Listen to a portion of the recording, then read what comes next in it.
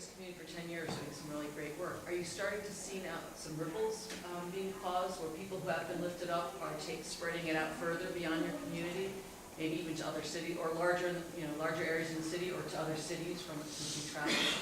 Well, I think that certainly with the longevity of kind of the stability of being there, we see a lot of really good stuff now. 10 years ago, when we were first starting, I had one of my mentors and heroes, a guy named John Perkins, who's sort of a legend out of the civil rights era, that came to our house, and I was so frustrated. I was like, we don't see anything, any fruit or changing, and he's like, oh, I bet you will in about 10 years, maybe 12.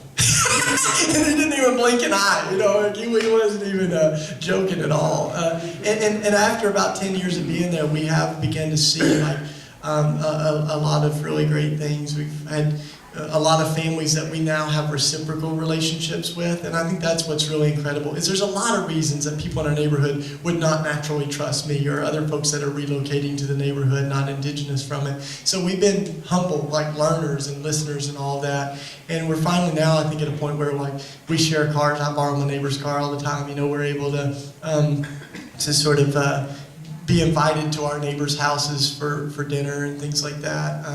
And we see people getting out of some of those cycles, so we do see that. There's a lot of stories with that.